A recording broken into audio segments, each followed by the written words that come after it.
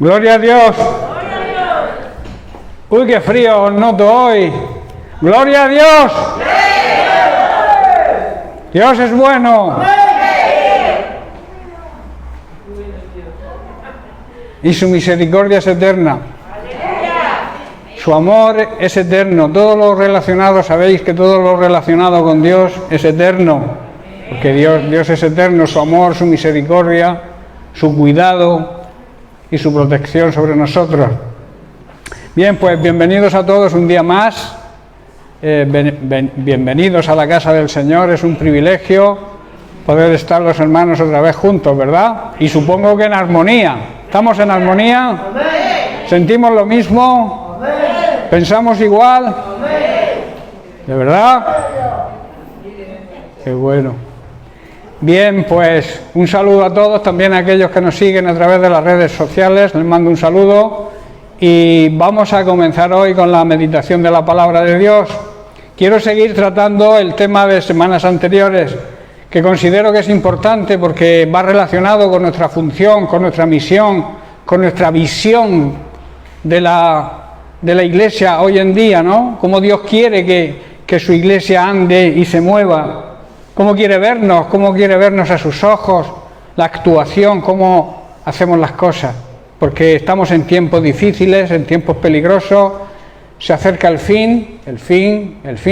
venida de nuestro Señor Jesucristo, que es un acto previo. Pero tenemos que estar preparados como la Iglesia. Hablábamos de las bodas del Cordero.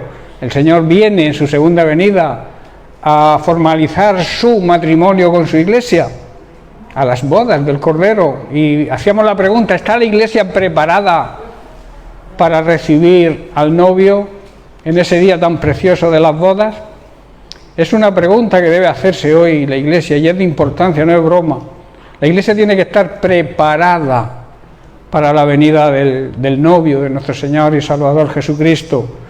Y en Apocalipsis basábamos toda esta predicación y todos estos temas en el capítulo 19 de Apocalipsis, en el versículo 8, donde dice que se le ha concedido a la Iglesia un gran privilegio, y ese privilegio es ser la novia del Cordero, precisamente, y se le exige que se prepare de lino fino. Hablábamos del lino como algo, una tela muy preciosa y de gran precio, blanca y resplandeciente tiene que estar la Iglesia como el lino. Y habla, Apocalipsis también dice, compara el lino, esa blancura, esa esplendidez, habla de las buenas obras. Las buenas obras son como el lino fino, que tienen que ser buenas, claro, porque si las obras son malas, nos ensucia. Lo que ensucia nuestra vida, nuestra vestimenta, nuestra forma de vivir, es el pecado, ¿verdad? Y entonces Dios no se va a casar con una iglesia que viva o ande en pecado, es imposible. Se va a casar con la iglesia pura, blanca y resplandeciente, que ande en buenas obras y que cumpla el propósito por la cual Dios la ha elegido, porque somos un privilegio, tenemos un gran privilegio el haber sido escogidos, seleccionados por el Señor, para que anunciemos las virtudes de aquel que nos salvó, las virtudes de Jesucristo. Hablábamos de esos principios y estábamos en el primer principio, que todavía seguimos, porque ese primer principio se componía de tres enfoques.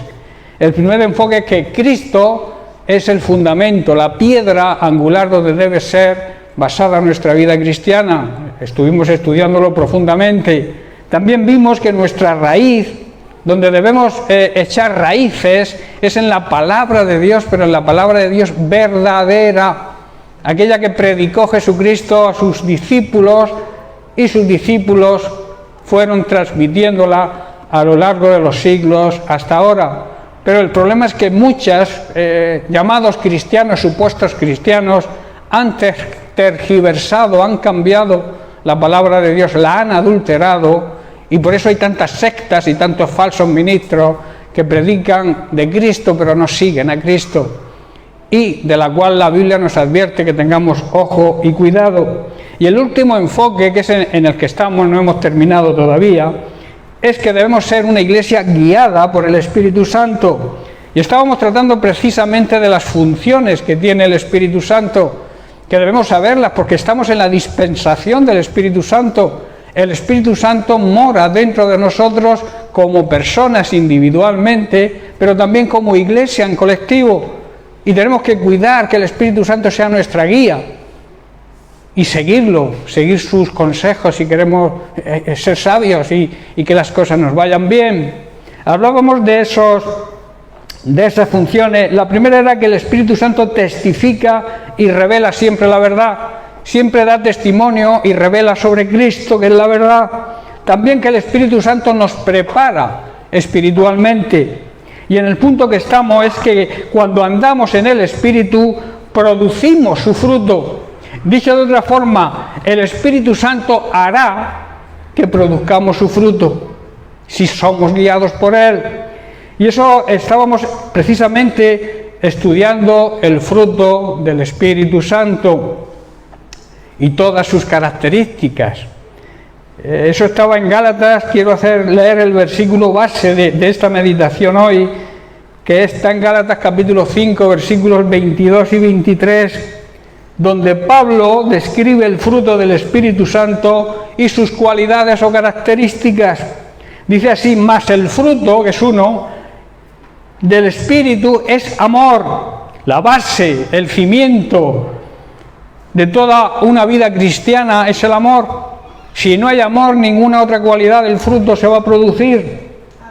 Luego está el gozo, que es la alegría en el alma, la paz, la verdadera paz, la paz interior. Luego iremos analizando uno por uno. La paciencia, la tolerancia, la benignidad, un carácter suave, templado, amables. La benignidad también se denomina amabilidad, ser amables con los demás. También habla de bondad. Bondad es la tendencia a hacer el bien. La fe, que hablábamos que era confiar en Dios plenamente, pero también confiar en las personas.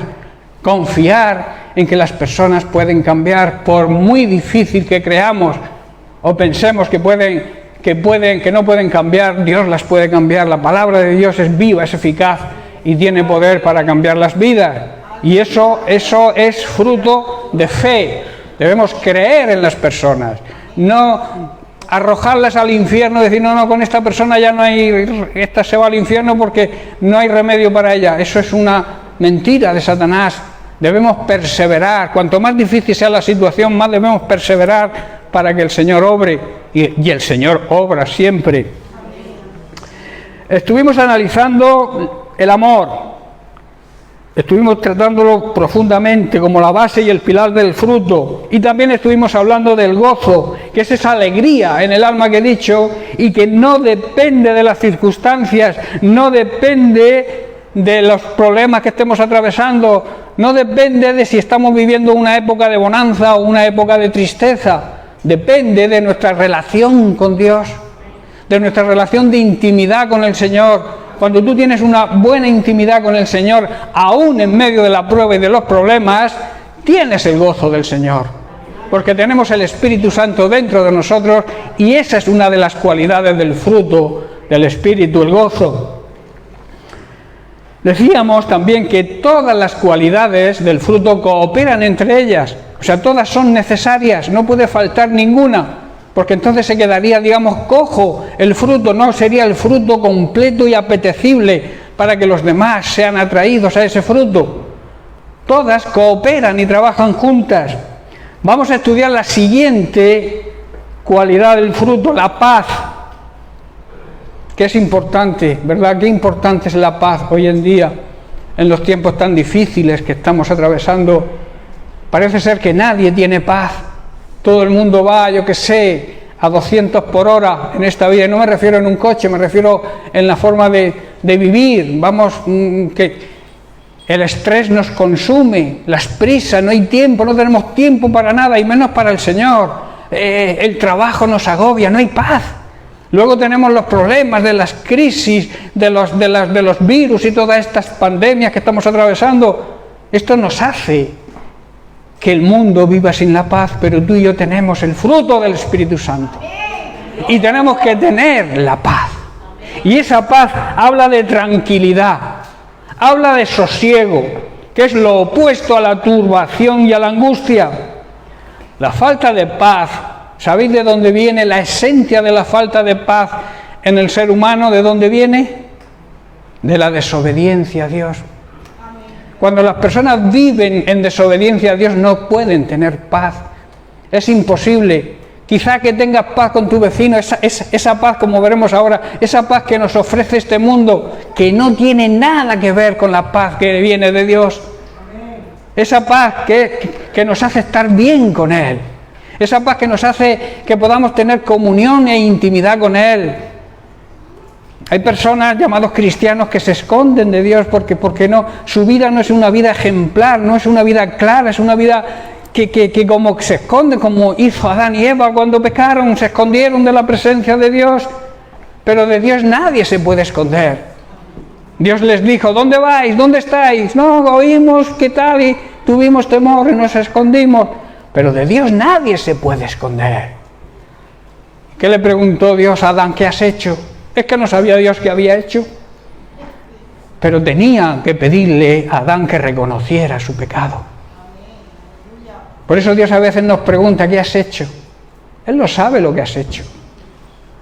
Pero es una llamada de atención al arrepentimiento. A que podamos tener conciencia de pecado, pedirle perdón a Dios y recobrar esa paz que viene de esa relación restablecida con Él. Por eso digo que la desobediencia es la causa más importante de la falta de paz. Se vive hoy en día, la humanidad vive de espaldas a Dios, cada vez quieren negar más a Dios, cada vez quieren alejarnos más de ellos, no nos aceptan, reniegan, rechazan a Dios, y por eso el mundo vive en desasosiego y en angustia, no hay paz en este mundo. El hombre, el ser humano, no puede estar en conflicto con Dios y en paz con su prójimo. Es imposible. Si tú no tienes paz con Dios, tú andarás en guerra siempre. Cualquier cosa que haga cualquier ser humano, estoy hablando en general, no como iglesia, sino en el mundo. Cualquier persona que te haga cualquier cosa, si te adelanta por la izquierda, si no te pone el intermitente, nos desfaratamos y no sé lo que decimos, ¿verdad? Eso es falta de paz. La paz se transmite, el hombre se ha equivocado, pues otra vez me equivocaré yo y me tendrán que perdonar. Eso es lo importante en la vida cristiana, tener esa paz y saber afrontar los conflictos en paz. La Biblia dice, bienaventurados, ¿quién? Los pacificadores. Las personas que practican la paz y que buscan la paz con todos y entre ellos, y ven a dos personas que andan disgustadas, que no están bien, y procuran que hagan las paces. A eso la Biblia lo llama pacificador. Y es a lo que hemos sido llamados, a ser pacificadores. El hombre, por tanto, no puede vivir de espaldas a Dios, vivir sin paz con Dios y tener paz con la gente. Es imposible. Y a la inversa tampoco, no puedes tener una buena relación con tu prójimo si no tienes una buena relación antes con Dios. La verdadera paz es paz interior. Paz en nuestra alma, paz en nuestro espíritu, esa es la verdadera paz. En Juan capítulo 14, verso 27 vemos que la paz es un regalo de Dios. El propio Jesús lo declara en este versículo, dice, paz os dejo, mi paz os doy. Dice, yo os la doy, no como el mundo la da. No se turbe, no andéis agobiados. No andéis estresados, no andéis faltos de paz, porque yo os doy, os regalo mi paz. Qué tremenda promesa, ¿verdad? Si la supiéramos aprovechar y aplicar a nuestra vida. Dice, no se turbe vuestro corazón, ni se acobarde. Dicho de otra manera, en otra versión más actualizada, dice, les dejo el regalo de mi paz. Y para que tengáis paz en la mente, en vuestra forma de pensar, penséis de una manera con paz, y también en el corazón. Y la paz que yo doy es un regalo que el mundo no te puede dar. Así que no se angustien ni tengan miedo. Y en Juan capítulo 16, un poco más adelante, versículo 33, vemos que las palabras de Jesús, la palabra de Dios, si estamos llenos del Espíritu Santo, nos va a producir paz. Cuando tú investigas, cuando tú escudriñas, cuando tú estudias la palabra de Dios, vas a ir recibiendo paz. Porque la palabra de Dios, que es Cristo, es el Verbo hecho carne, Jesucristo, nos transmite paz. Su palabra siempre nos transmite paz. Porque dice así: estas cosas os he hablado, o sea, su palabra, para que en mí tengáis paz. En el mundo, o sea, siguiendo lo que este mundo incrédulo nos ofrece y el pecado en que vive, en ese mundo vayas a tener aflicción, pero confiad, tener confianza en mí, porque yo he vencido todo eso. Él ha vencido todo lo que este mundo le ofrecía. Recordemos en la tentación todo lo que le ofreció Satanás. ¿Y cómo contestó Jesús? Escrito está. La palabra de Dios tiene que estar de continuo en nuestra boca para rechazar cualquier tentación que nos venga. Cuando el diablo ponga un pensamiento o una tentación, poder rechazarla como hizo Jesús a través de la palabra de Dios, la palabra escrita. En Filipenses capítulo 4, versículo 7, dice que vivir en paz hace que nuestro corazón y nuestro pensamiento solamente se centren en Cristo. Dice así: y la paz de Dios, que sobrepasa, que está por encima de todo pensamiento humano, de todo entendimiento, guardará, que significa cuidará, vuestros corazones y vuestros pensamientos en Cristo Jesús. Y Pablo en Romanos 12, versículos 17 y 18, Pablo, hablando de los deberes cristianos, de cómo debe vivir un cristiano, dice: no paguéis a nadie mal por mal, procurad lo bueno delante de todos los hombres, si es posible, en cuanto dependa de vosotros. ¿Qué quiere decir? Que si tú buscas la paz con los demás y los demás no la quieren, pasa a ser problema de él, pero tu conciencia queda limpia. Si es posible, en cuanto dependa de vosotros, estad en paz con todos los seres humanos. Y eso va a depender de nosotros si estamos o andamos en el Espíritu y si estamos llenos, plenos del Espíritu Santo. Y en Hebreos capítulo 12, verso 14 nos dice: seguid, perseguid la paz con todos y la santidad. Dos cosas que necesitamos como iglesia, hermano: vivir en paz y vivir en santidad, porque sin las cuales nadie verá al Señor. ¿Qué quiere decir? Nadie va a poder ver al Señor actuando en su vida si no andamos en paz y en santidad. Quizá lo vean otros, vean milagros en sus vidas, vean cambios en su familia, vean cambios en sus hijos, en su esposo, en su esposa, lo vean a Dios obrando ahí, quiere decir. Pero los que no vivan en esa paz y en esa santidad no lo van a poder ver, porque Dios actúa cuando hay santidad en su iglesia. Dios actúa cuando vivimos en paz con Él, la paz interior.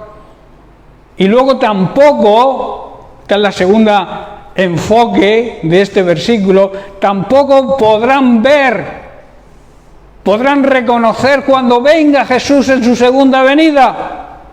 Van a estar en sus conflictos, en sus luchas y en sus peleas. Vendrá el Señor, no lo verán.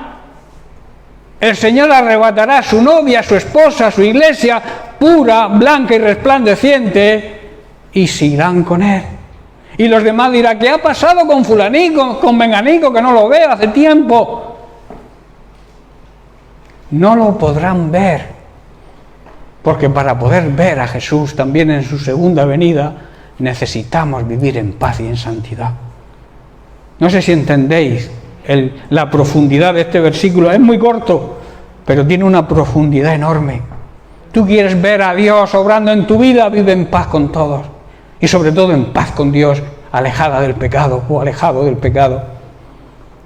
Viviendo en la santidad que Dios le exige. No es una opción. Vivir en santidad no es una opción, es un mandamiento, es una obligación de la Iglesia verdadera de Cristo. Todos queremos irnos con el Señor cuando venga, ¿verdad? Pero Dios te exige vivir en santidad, alejado del pecado. Y más cerca, yo siempre digo, esta frase la digo mucho, cuanto más cerca estás de Dios, más alejado estás del pecado. Pero por el contrario, cuanto más cerca estás del pecado, más alejado estás de Dios. No porque Él se aleje, eres tú quien se aleja. Esforzaos por vivir en paz con todos y procurar llevar una vida santa, está diciendo el escritor de Hebreos, porque los que no son santos y viven en paz, nunca verán a Dios. Tremendo, ¿verdad? La palabra de Dios, si tú quieres hacerla complicada, haces. Pero es muy sencilla. Demanda obediencia. La palabra de Dios desde Génesis a Apocalipsis marca las consecuencias del hombre o del ser humano cuando desobedece y cuando obedece. Hay personajes en la Biblia que lo hicieron mal, desobedecieron a Dios, pero están ahí para que veamos las consecuencias que tuvieron y aprendamos. Y también están aquellos que lo hicieron bien para que les sigamos y les imitemos. La Biblia no es difícil de comprender. Hay quien dice, y tú interpretas, y tú puedes interpretar lo que quieras. La palabra de Dios dice lo que dice, no lo que yo quiera que diga. Y si este versículo no me gusta, me lo salto. A veces tenemos carrera de obstáculos y lo vamos saltando, lo que no nos gusta. Lo vamos quitando y nos quedamos con lo que nos agrada. Hay predicadores a los cuales las congregaciones los aman mucho, que no hablan del pecado. Y entonces las congregaciones están contentas.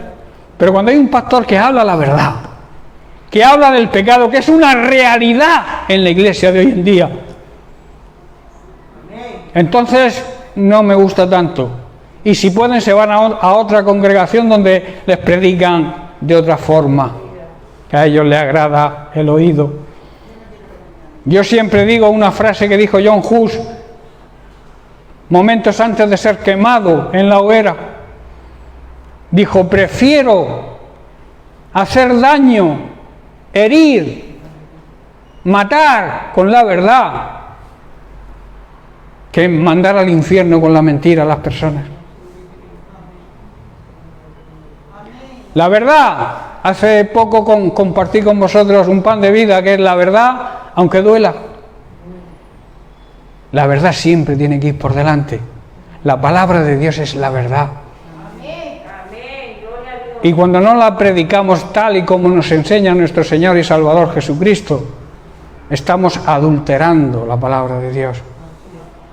Por eso Pablo decía, almas adúlteras, y Santiago y Pedro, todos. La desobediencia a Dios es adulterio contra Dios.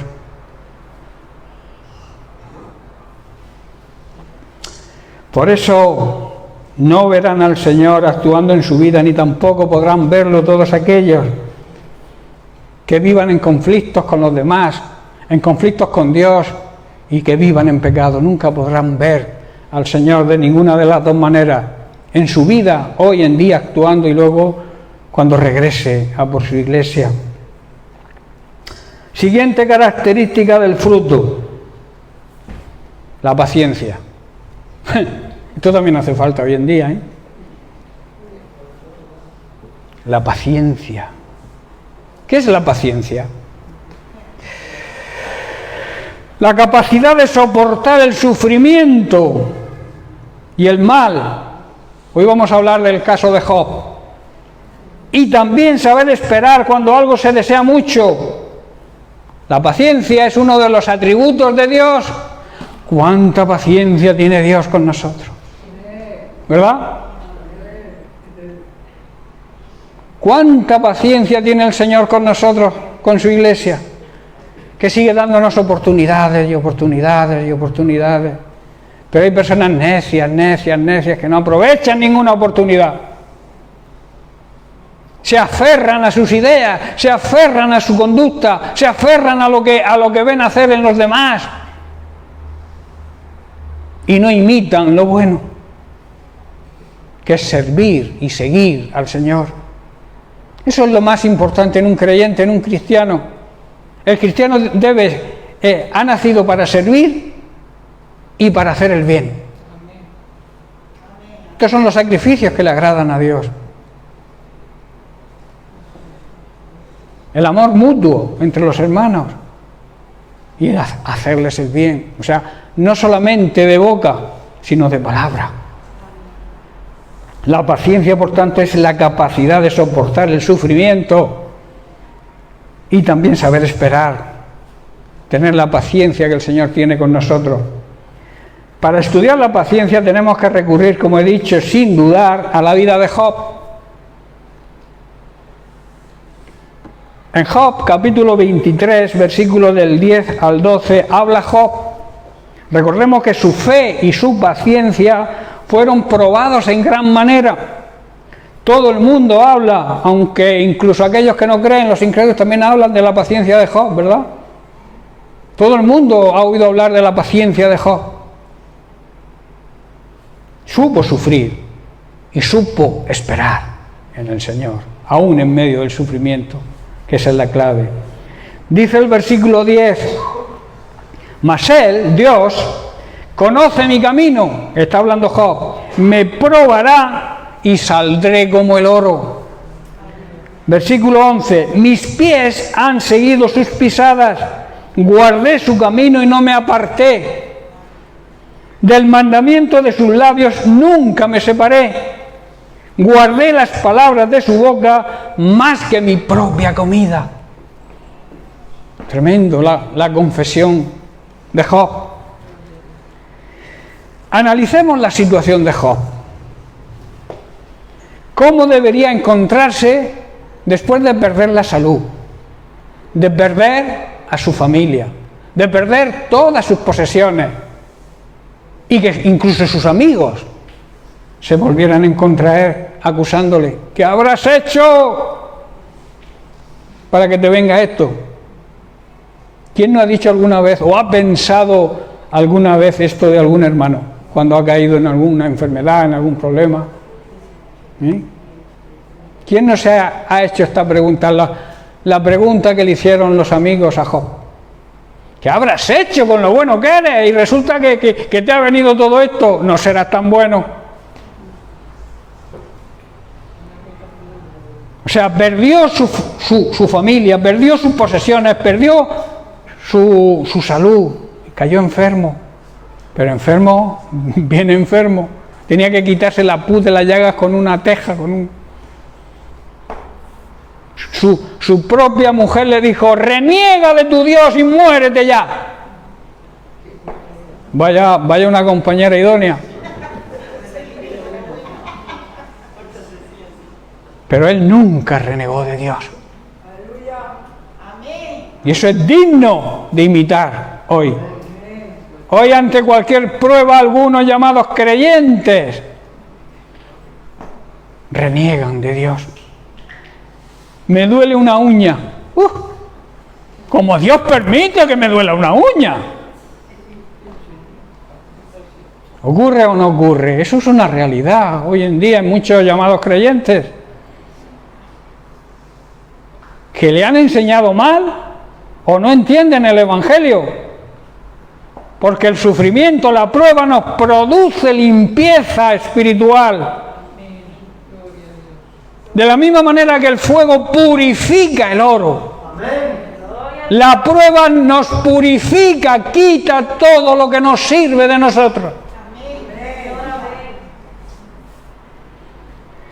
Yo pienso que pienso que en algún momento este hombre, al ser un ser humano, sentiría que Dios lo había abandonado. Le era lícito pensar eso ante todo lo que le había ocurrido, ¿verdad? Job, que amaba a Dios, siempre le alababa, pero yo creo y pienso que podía sentir, por todo lo que había sucedido y estaba sucediendo en su vida, que podía haber dicho, el Señor se ha olvidado de mí, pero no es así. Veamos a Job 2 versículos anteriores. En el versículo 8 y 9 del mismo capítulo 23. Refiriéndose a Dios, dijo o dice: he aquí, yo iré al oriente y no lo hallaré, y al occidente y no lo percibiré. Si muestra su poder al norte, yo no lo veré, al sur se esconderá y no le veré. En su angustia vemos que clamaba y decía, refiriéndose a Dios: no puedo verte, ni al oriente, ni al occidente, ni al norte, ni al sur. Hermanos, esta situación es la situación de muchos creyentes hoy en día. No ven a Dios por ningún lado. Pero siempre hay una reacción. Siempre hay una decisión que debemos tomar ante esta situación, que es la que tomó Job. Job era un hombre de una gran fe, y esa fe había producido, en medio de tanta prueba, una tremenda paciencia. La fe, hermano, recuerda, produce paciencia. No lo digo yo. Santiago 1:3 dice: bien saben que cuando su fe es puesta a prueba, produce paciencia. Esto lo entendía, lo sabía perfectamente Job. De ahí su paciencia, su capacidad de padecer y su capacidad de esperar el tiempo de Dios. A veces queremos las cosas en nuestro tiempo. Queremos que la prueba pase lo más rápidamente posible. No queremos andar en prueba, pero las pruebas son necesarias, hermano. Todo aquel que te predique que el cristianismo es todo color de rosa, que no nos va a pasar nada grave, nada malo, que nuestra vida va a ser, yo qué sé, un cuento de hadas, te está predicando un evangelio engañoso, aguado, mentiroso. Porque la prueba es necesario. Y el sufrimiento lo marcó Jesucristo, que dice que fue experimentado. O sea, tenía experiencia en el sufrimiento. ¿O no? Y si Él, que es nuestro maestro, es nuestro ejemplo a seguir, tuvo que ser experto en sufrimiento, nosotros también tenemos que aprender a sufrir, porque al final saldremos como el oro. La prueba, hermanos, nos purifica. Por eso en el versículo 10 de este capítulo 23, Job dice: Dios conoce mi camino, Dios me conoce, sabe cómo soy, conoce mi vida, conoce mi fe, sabe quién soy. Dice, me probará, o sea, en otra traducción dice, me está probando, estoy en medio de la prueba, y dice, y saldré como el oro. Aún estaba, cuando dijo esto, estaba en medio de la prueba, pero su fe y su paciencia y su confianza en Dios eran eternas, y sabía que Dios lo iba a sacar, y lo iba a purificar como el oro. Qué bueno que aprendamos esta lección. Esto lo corrobora el apóstol Pedro en su primera carta, capítulo 1, verso 7, donde declara: para que sometida a prueba vuestra fe, mucho más preciosa, la fe más preciosa que el mismísimo oro, el cual, aunque perecedero, aunque se termina, es una cosa de esta tierra y es perecedera, se prueba con fuego. Y dice, para que esa fe sea hallada en alabanza, gloria y honra cuando sea manifestado Jesucristo. Tremenda promesa. Las pruebas, está diciendo, demostrarán que nuestra fe es auténtica, que está siendo probada de la misma manera que el fuego prueba y purifica el oro, aunque dice Pedro, vuestra fe tiene más precio, de más precio que el mismo oro. El oro es el material, digamos que ¿cómo se le llama al oro, la plata y todo esto? Metales preciosos, ¿no? Son preciosos, que quiere decir de gran precio. El oro es lo que más precio tiene. Dice que vuestra fe tiene muchísimo más valor que el oro. Dice entonces el apóstol Pedro, entonces su fe al permanecer firme en las pruebas, les traerá mucha alabanza, gloria y honra de parte de Dios. Seremos glorificados, honrados y alabados por el mismo Dios. Eso a mí me conmueve, me emociona. Que el mismo Dios me honre a mí. Y recuerdo su promesa. Dios honra a aquellos que le honran a Él. Ser honrados por Dios es un privilegio enorme que tenemos tú y yo, si vivimos en la santidad que Él nos exige. Y en 1 de Pedro 4:12 también Pedro nos advierte: no os sorprendáis del fuego de prueba que os ha sobrevenido. No tengáis como una sorpresa diciendo: Señor, ¿cómo es posible siendo cristiano? No, estamos advertidos que no debemos sorprendernos del fuego de la prueba, como si alguna cosa extraña os aconteciese.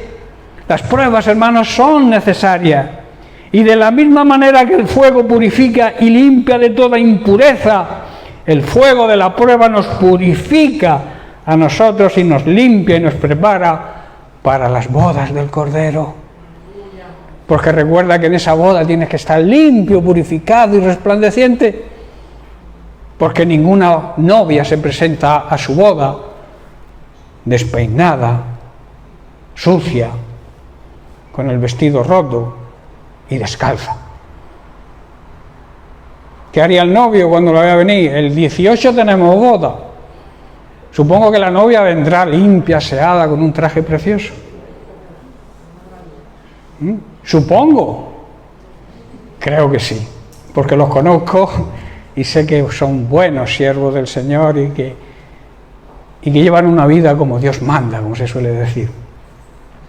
Hermanos, Dios permite que los creyentes seamos probados para que desaparezca quizá tu orgullo espiritual muchas veces, que es el más peligroso, y por eso Dios permite que la prueba venga a tu vida.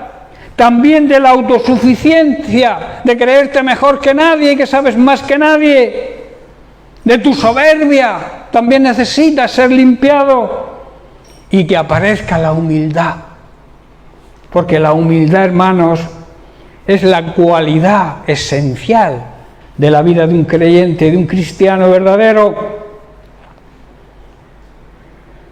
reconociendo nuestros fallos, que nos cuesta muchas veces, reconociendo nuestras imperfecciones y reconociendo que dependemos de Dios y que sin Dios no somos nada. Por mucho que nos creamos, y no tenemos a Dios, ni somos ni tenemos nada. Dios debe ser el todo en todos. Aunque creamos o pensamos que Dios está en silencio y que nos ignora en medio de la prueba y que no contesta nuestro clamor, esto no es así. Porque lo que está haciendo Dios es dándonos una oportunidad para que nuestra fe crezca y para que seamos limpiados de toda impureza. El sufrimiento, la prueba, los problemas producen que nuestro carácter se vaya formando a la imagen del carácter de Cristo, que, como he dicho, fue experto en sufrimiento y también experto en confianza plena al Padre. Él demostró siempre confianza plena al Padre.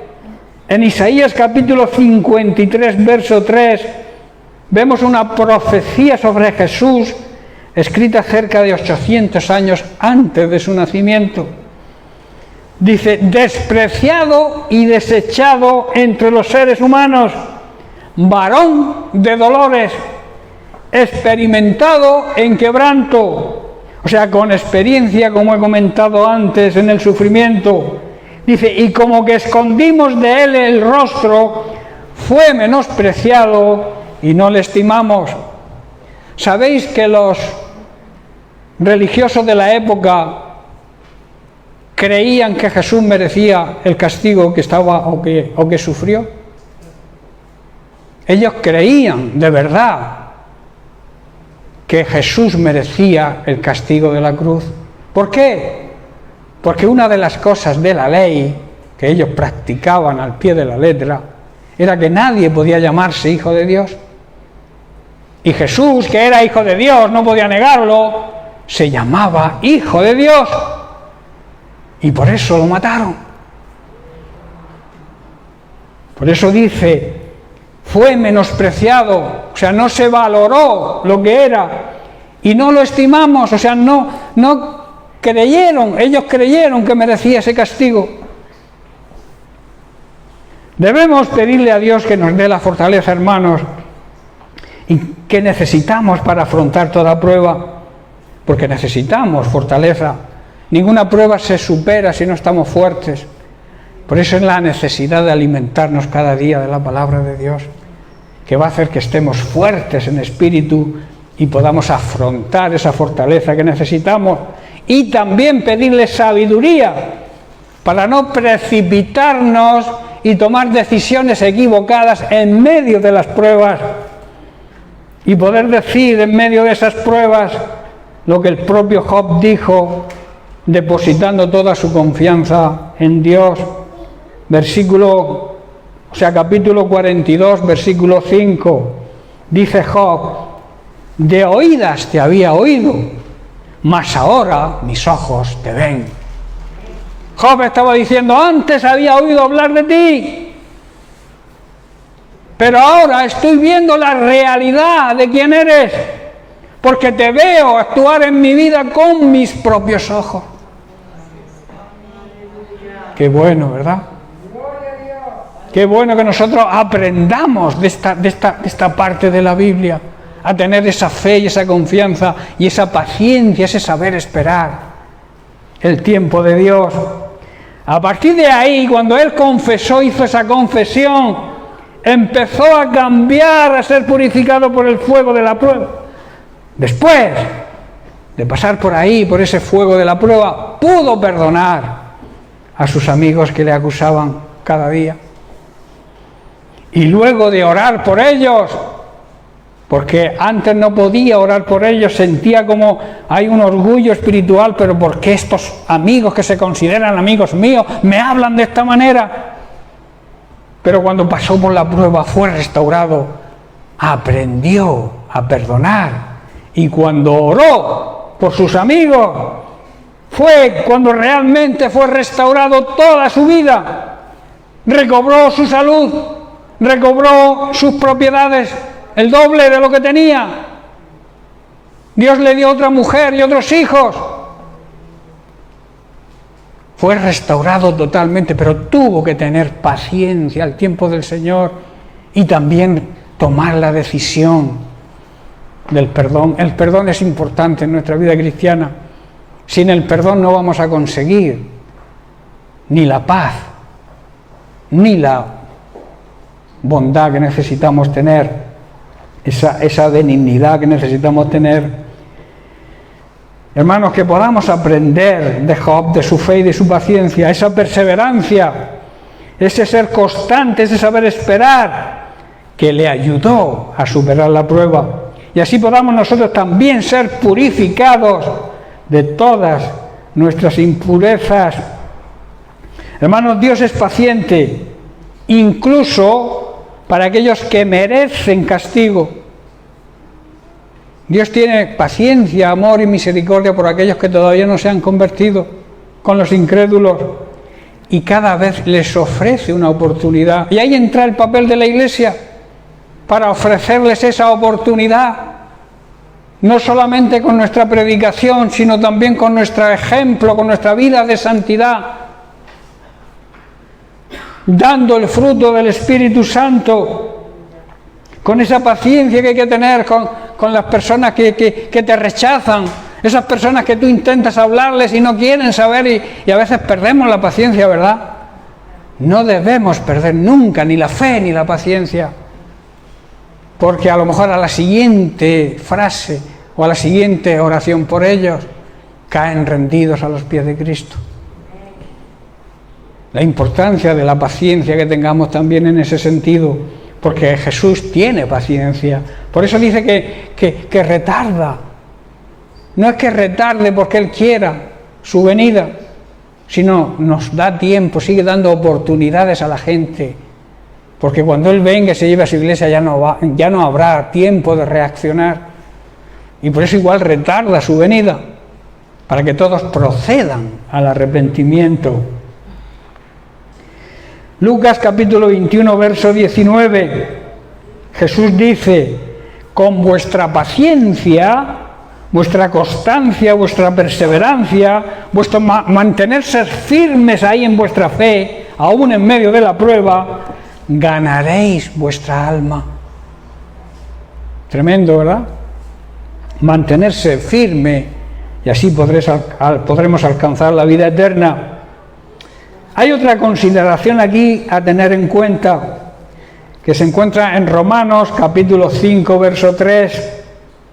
Dice: las crisis y los problemas, cuando somos guiados por el Espíritu Santo, producen paciencia, y esa paciencia nos capacita para afrontar mayores problemas y mayores crisis. ¿Entendéis lo que he dicho? Cuando somos probados, esa prueba, esa paciencia que debemos tener ahí en esa prueba, nos va a producir más potencia, más capacidad para afrontar la siguiente prueba, aunque sea más difícil todavía. Dice Romanos 5:3: y no solo eso, sino que también nos gloriamos en las tribulaciones. Nos gloriamos, quiere decir, estamos contentos en medio de la tribulación, porque sabemos que por medio de la tribulación va a producir paciencia en nosotros. Pablo está diciendo que debemos alegrarnos al enfrentar pruebas y dificultades, porque tenemos que saber que esas pruebas y esas dificultades nos ayudan, y sobre todo nos ayudan a tomar resistencia, que nos hagamos fuertes para afrontar pruebas mayores. Y en Efesios capítulo 4, verso 2, el Espíritu Santo, a través de la humildad y la mansedumbre, que son otras cualidades que estudiaremos del fruto, que, como he dicho, se complementan todas, nos enseña a tener paciencia con los demás, porque dice: con toda humildad y con toda mansedumbre, soportándoos con paciencia. Tenemos que tener paciencia. Yo sé que algunos son difíciles de tener paciencia con ellos, pero la Biblia nos habla de que tenemos que tener paciencia con todos, con aquellos que podemos soportar y por aquellos que nos cuesta un poco más soportarlos, porque no podemos hacer acepción de personas. Debemos soportar con esa paciencia a todos, pues dice, unos a otros en amor, mediante el fruto del Espíritu Santo, que aquí vemos que se complementa la humildad, la mansedumbre, la paciencia y el amor. Y en Colosenses capítulo 2, estoy terminando, en Colosenses capítulo 3, versículo 12, dice: vestíos, que significa vivan, como escogidos de Dios, santos y amados, de entrañable misericordia, de benignidad, de humildad, de mansedumbre y de paciencia. La importancia de la paciencia, ¿eh? Esto significa que debemos vivir, porque también vemos aquí muchas de las cualidades del fruto cooperando para que nuestra vida sea una vida que le agrade a Dios, como escogidos por Él que somos. Eso significa que vivimos de acuerdo al fruto del Espíritu Santo. Y en 2 de Timoteo, capítulo 4, versículo 2, Pablo exhorta a su discípulo y le dice que predique la palabra, que insta, que empuje a tiempo y fuera de tiempo, que redarguya, que reprenda, que exhorte con toda paciencia y también con sana y buena doctrina. Y termino con Hebreos capítulo 10, verso 36, donde vemos que a través de la paciencia se consiguen las promesas de Dios.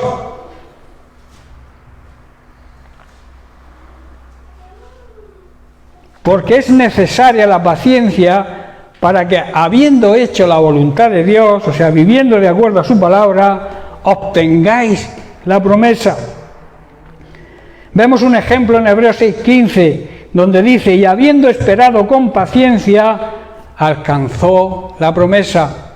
Estoy hablando de Abraham, que fue paciente supo esperar el tiempo del Señor, aunque él era ya mayor, era ya un viejecito, y su esposa estéril, pero él esperó con paciencia la promesa que Dios le había hecho, esa promesa que le dijo que sería padre de multitudes,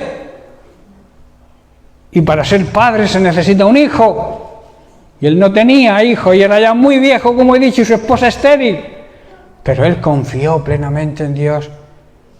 Tuvo la paciencia también de esperar cuando Dios quiso darle el hijo de la promesa, Isaac. La importancia de la fe y la paciencia. Dios le había prometido que sería, como he dicho, padre de multitudes, y que esa bendición que él iba a recibir iba a ser transmitida a toda su generación. Y recordemos que en su generación estaba la promesa, nada más y nada menos que del Mesías prometido. Amén. Amén. Bien, pues lo dejamos aquí y seguiremos la semana que viene, porque no hemos terminado con el fruto.